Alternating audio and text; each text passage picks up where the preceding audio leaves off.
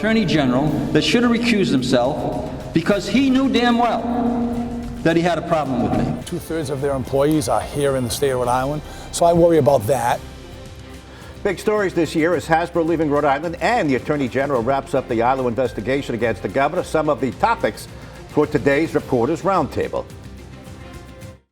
Holding the powerful accountable from Washington, D.C. to right here in southern New England. This is 10 News Conference with Gene Valicenti. Good morning, everyone. I'm Gene Valicenti. Hope your Thanksgiving weekend is going just as you want it to go. Thanks for joining us for this Reporters Roundtable. We're getting toward the end of the year, so we do this periodically. Joining today, to my left, Alison Bologna from the Sunrise Show, political reporter Brian Crandall, and to my right, I-Team reporter Tamara Sacharczyk. You've been busy this year. We'll get to some of the stories that you have for us. All right, let's begin. We're all going to each of us came with topics to the table, but I'll begin with the Pallet Village. Echo Village is I call it Boondoggle Village on the radio. Yeah, right off 95. Yeah, right off 95 by the Foxy Lady exactly. on the exit ramp as you could get down.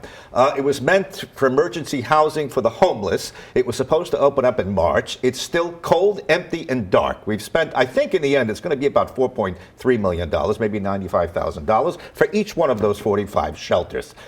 Who's to blame for this mess? Brian, go ahead. You've been covering it. Well, I just think, again, it's a lack of foresight that now they can't figure out the code, right? They can't meet the building codes, or that's what the holdup is.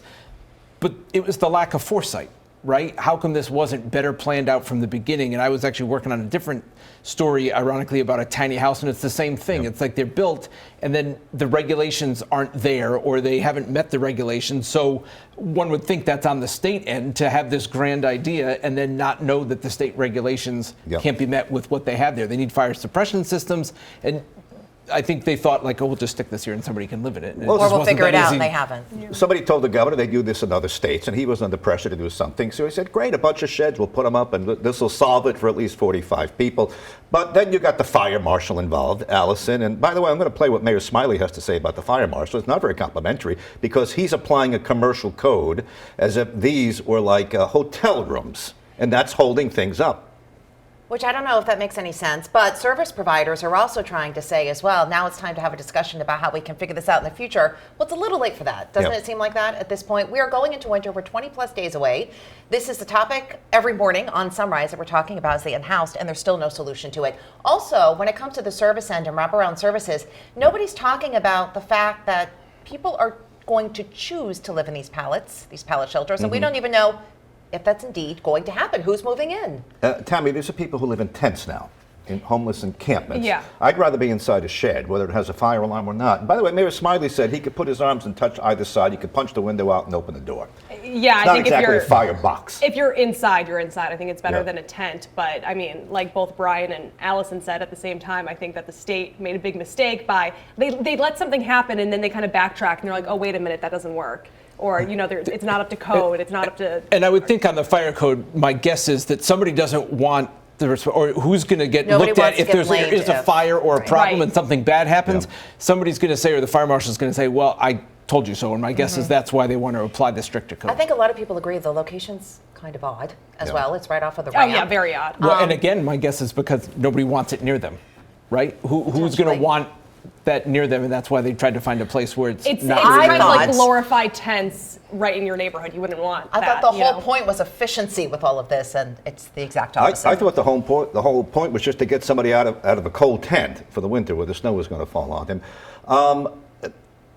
You know, at what point does the taxpayer have a right to say, listen, enough is enough? In other words, I'm giving you a shed. I'm spending $4.3 million, but I have to put a fire alarm in, a fire suppression system, a central monitoring. By the way, all of this is there.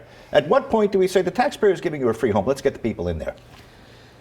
Yeah, well, at this point, it might be too far down the road. And the other thing is, too, isn't the thing is because this is for people who may not want to live in a shelter somewhere else, because the state also just bought the old Charles Gate nursing home, right? And the thought is that's a shelter as well.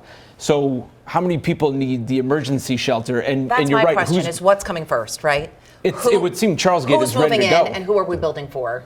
Charles Gate has had people there for, I think, over a year now? Yeah, so it would seem that's ready to go. Yeah. By the way, you could see they're putting the infrastructure, and there's going to be a permanent bathroom, permanent kitchen. Outside of each unit, though. Right. The kitchens, the units have no toilets in them. You have to go to a central toilet. They're wired, but there's no plumbing.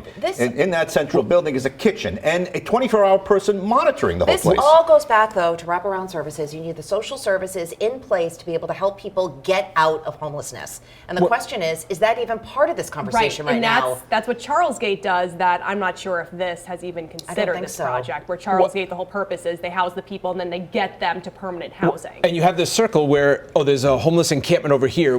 Nobody wants them there, so we kick them out. Now, where do they go? So now you try to come up with a solution, and you say it meets red tape, but it's red tape of the state's own doing, because this is their project. It wasn't thought through. I think we all agree with that. But let's be fair to the politicians. They were under pressure to do something.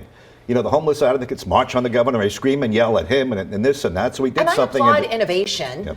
We want to be innovative with this, but we haven't thought it through, as you keep saying. Well, it seems to be the common theme. By the way, $95,000 for a couple of things you slap together? Come on, you could buy it. I don't think the price tag was that when it started. And not to get ahead of ourselves, I think we're going to talk more about the housing, but I think there was a recent report from RIPEC, the Rhode Island Public Expenditure Council, on what the states, all the funding they put in to new housing, how much that costs per unit, and that would be more than most of the houses that most people live in. Let's go to the bridge. We've all done something on the bridge. Brian, go ahead. I think you've done some of the latest reporting on the bridge. By the way, we're taping on Tuesday. We just got word of the companies involved in possibly winning the bid.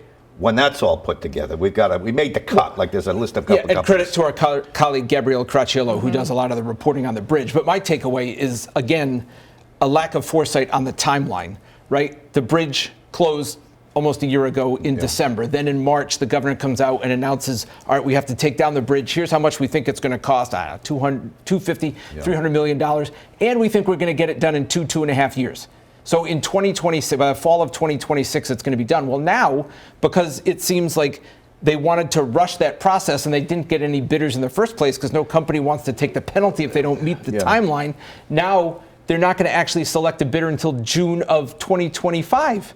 So it seems by trying to push the process along that they then backed it up because they had to redo the bid process. Well, they wanted to get it done as fast as possible, get this thing behind them. The specs were very aggressive, and nobody bid.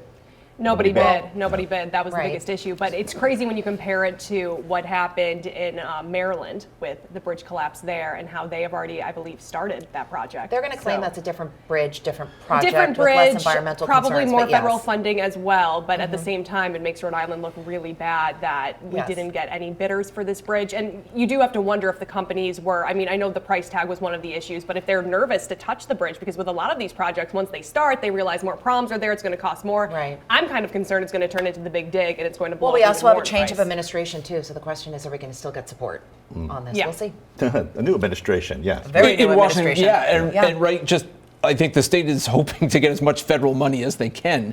And is that going to happen? Because the original price tag is already close to doubled, if not more than that. And one would only assume it's going to go up when they finally get to work in a year. Jack Reed said we've secured about north of $200 million, I believe, and he said he thinks that's there. They're not going to take that away. But it's probably going to be 500, 600 million. Right, that's the problem, is the gap. When we come back, there's a lot more to talk about, including whether Hasbro is going to leave Rhode Island altogether. Thank you for turning to 10, your news leader. 10 News Conference with Gene Valicenti continues right now. They could open it till hell freezes over. Till hell freezes over, and they will not find any level of fraud. As we say in the report, that the governor plainly interfered in the bidding process. Well, that was the feud du jour a couple of weeks ago, the governor versus the attorney general. Is this over and behind us now, ILO?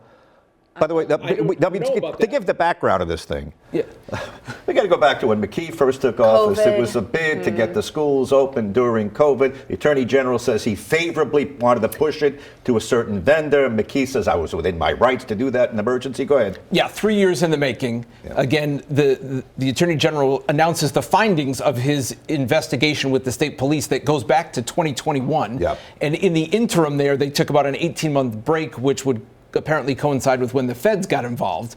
So Yeah, the Attorney General, I don't think it was a surprise. A lot of this was known at the time. The implication was that the governor got involved. There were emails that he was in communication with the people from ILO Group and one of his education advisors who knew the person from ILO back right when he took office in 2021.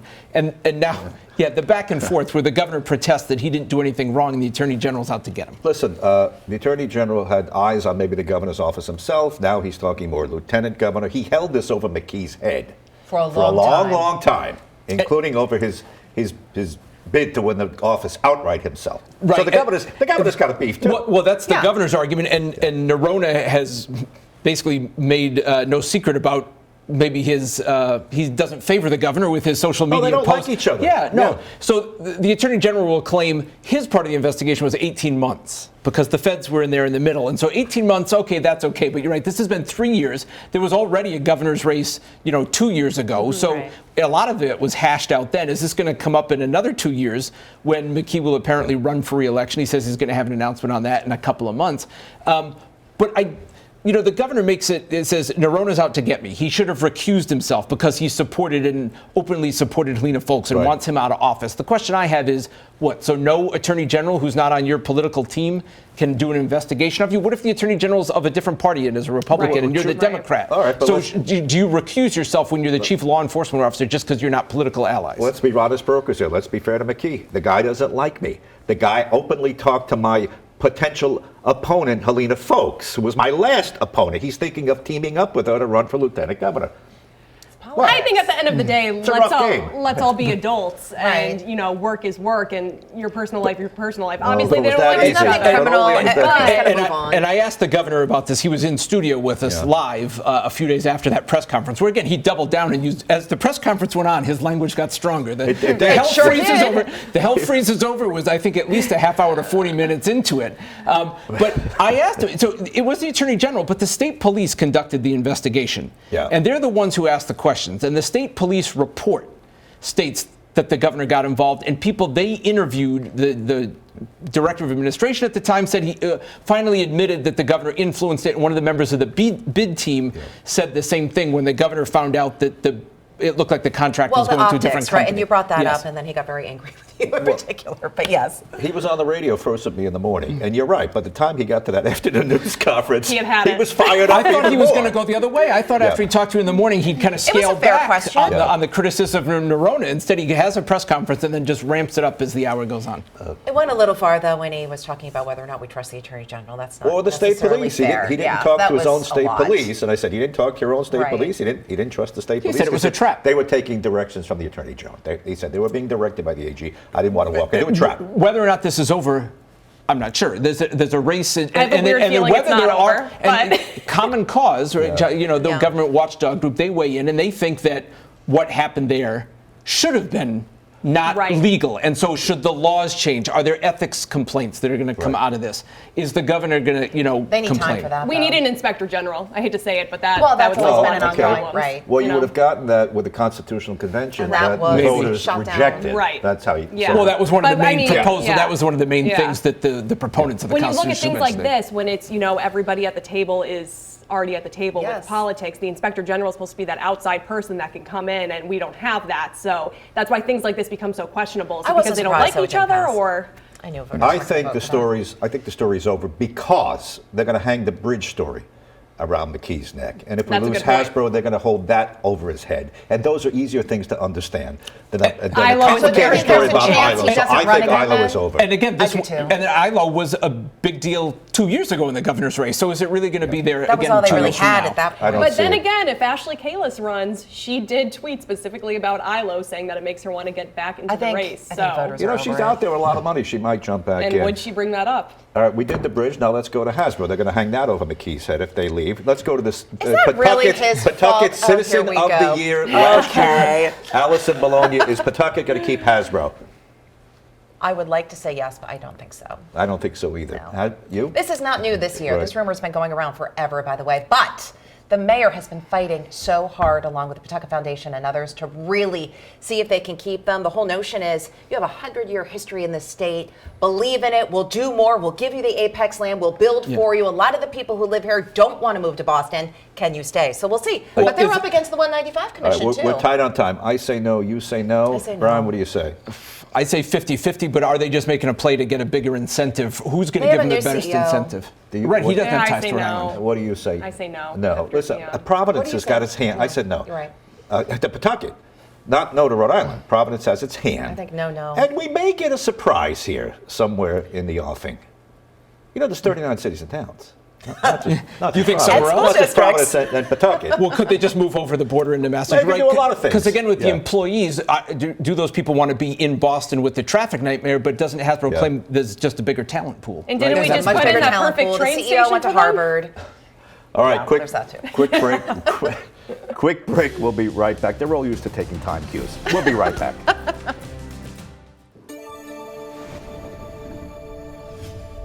Welcome back to Reporters Roundtable. This is In the Round. Go ahead. Topic number one for Tammy so far this year. All right, let's talk about red light cameras.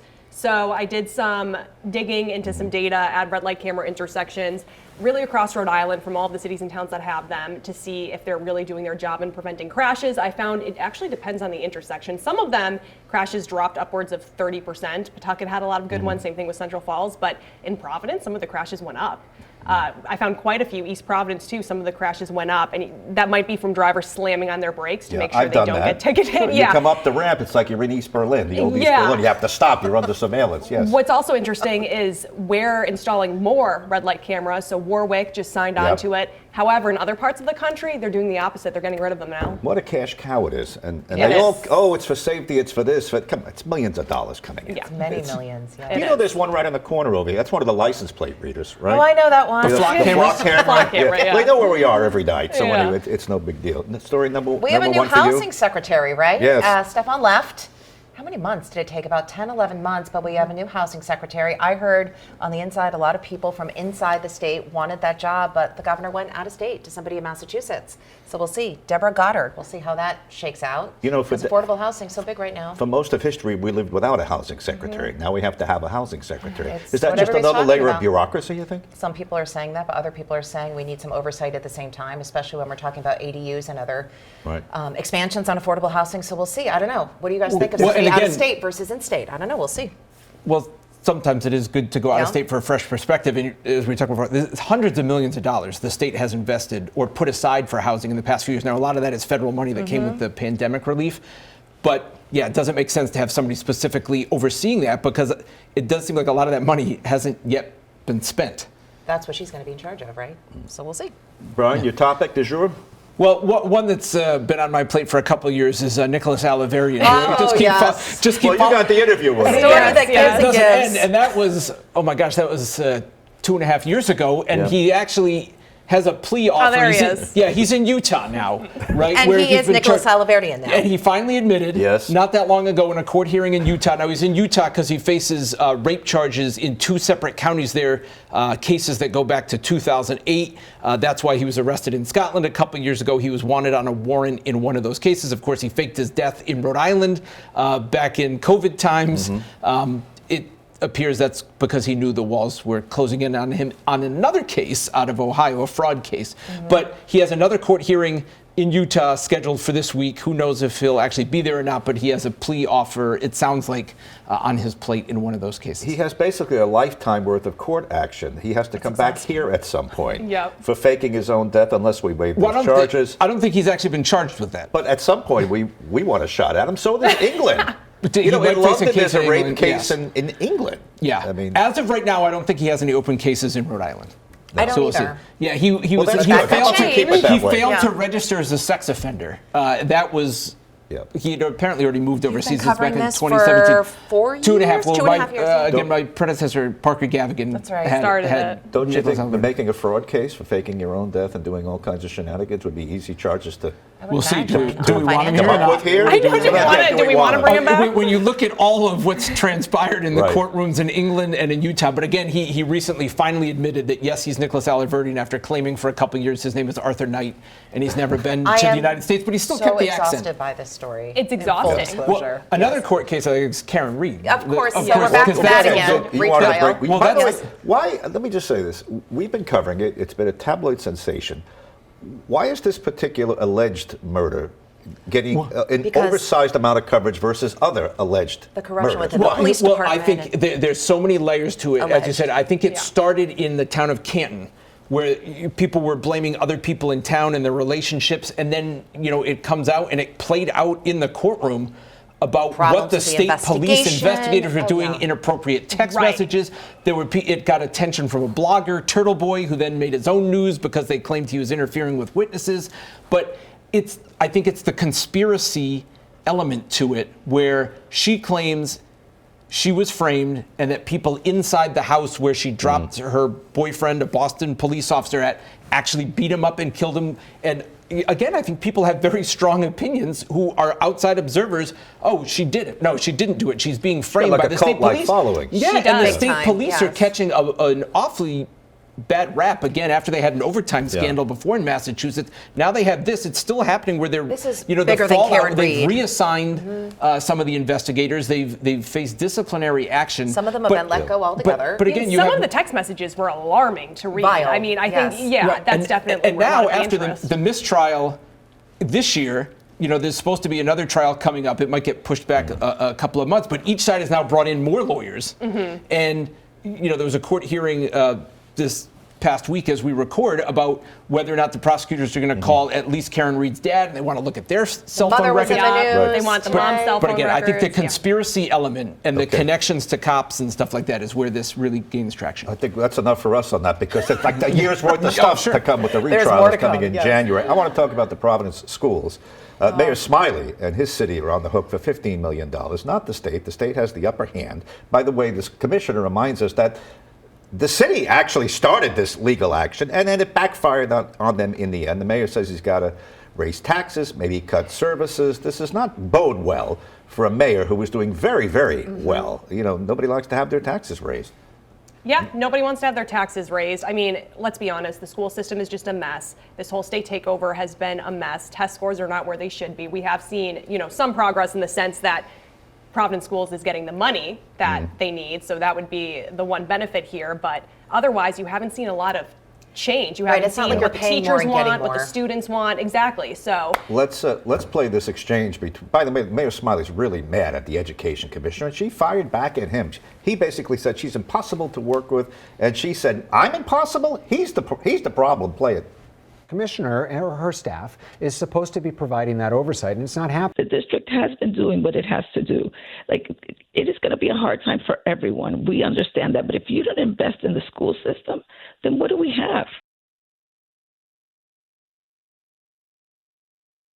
What do we have? We have a broken system broken. that's shown very little improvement since the report. And And does I'm the city surprised actually she's still want? here. And does the city actually want the schools And back how are right they now? gonna We've talked fix it? about that before. Right. And you talk about Mayor Smiley and the education commissioner, in kind of going back and forth at each other. One of the things Mayor Smiley said when they reached this court settlement for the city to provide $15 million more over the next 2 years, we said the adults got in the room and figured it out. So I'm wondering, who is he implying wasn't an adult? Right. Because he made sure to say the adults got in the room to figure I it out. am surprised she's still in the state. She was a favorite by Raimondo. I thought she was going to move with Raimondo where Raimondo went to Washington. I'm surprised she's still here. She Well, just so got was a Mayor 3-year Smiley. deal. He was the and director of they do administration not get and a chief along, of and they're staff. both Gina picks. You know what? I'll tell you. We got about 30 seconds left. Let's leave with this. Is Gina Raimondo coming back to No. run for governor? I don't think so. That was a I report. say no. No. No. That was a report that people I talked to who know Yeah. her just don't think that's going to happen. That was floated. That was an unnamed source report that she's floating this idea. Do yeah, you I say no. I'd be surprised. Okay. She's got a lot of options. She does. By the way, a lot of reporters said Trump would never be elected president. So on that note, our is true. predictions are worth what they're worth on this Thanksgiving holiday. Thanks for being with us. We're grateful for you as viewers, and have a good rest of your weekend.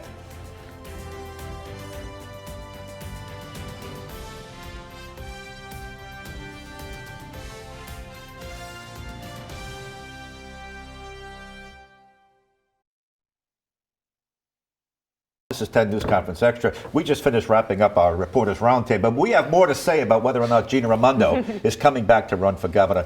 This was based on an unnamed source's report to the public's radio. They ran with it, and we all followed it. What do you say, yes or no?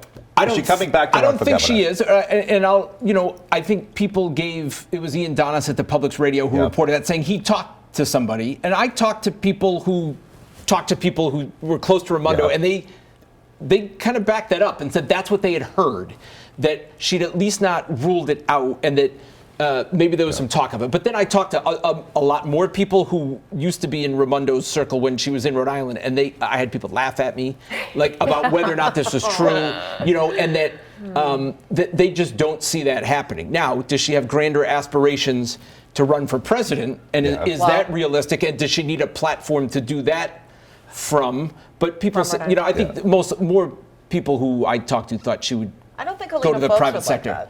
No, well, that puts Helena in a tough spot, because Raimondo and Helena are close. Raimondo and Sacharczyk are close. Right. All three of those are eyeing maybe a run for governor. Right. So Raimondo would have to say, it's not your time. I want to come back. I don't think she's going to Sacharczyk has tons of money, but I don't think so either. And she's already been.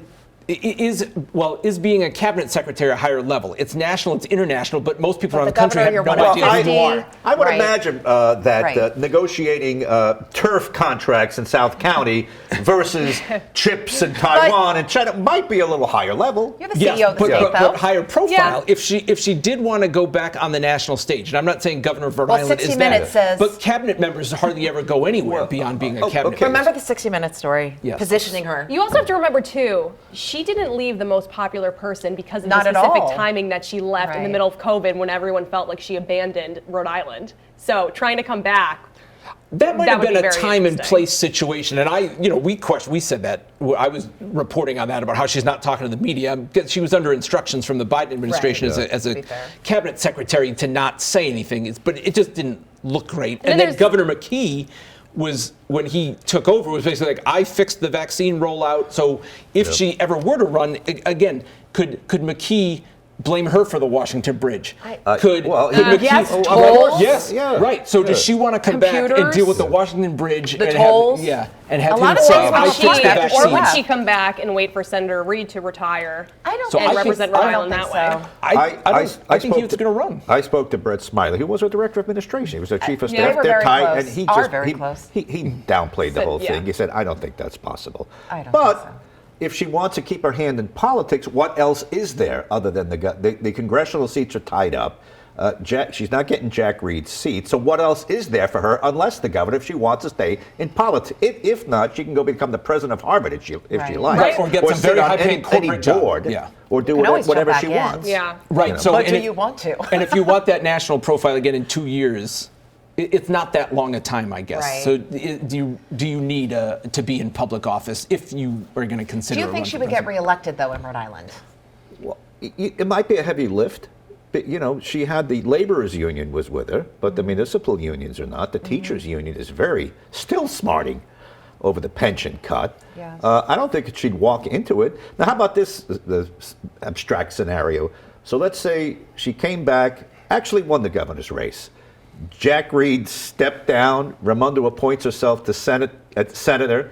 Helena Folks runs with Raimondo as lieutenant governor, accedes to the governor's job. Anything and is Raimondo possible. becomes lieutenant governor. Okay, boom, boom, boom. She has it all drawn out Do for you think us. she really wants Reed's spot, though? In the scheme of things? Well, you always hear as an executive, she didn't want to be. Now, definitely, when the congressional seat came up, when Cicilline And she wasn't stepped out, people were like, she doesn't want to be being the freshman out of 435. But being a U.S. senator, one would argue is more prestigious. You're one of 100. That is more of a national launching stage. I don't know. Yeah. Well, listen, I don't know. To be continued. This is our year-end roundtable. Make sure you watch 10 News Conference Sunday morning, 11:30 right here. You can also watch it Saturday at 5:30 in the morning if you're up early doing your shopping, or you could record It's nice to see all of you. Yeah. I'm early morning, so I'm like, different hours. By the way, we'll argue politics so you don't have to this Thanksgiving. We hope you have a nice Thanksgiving.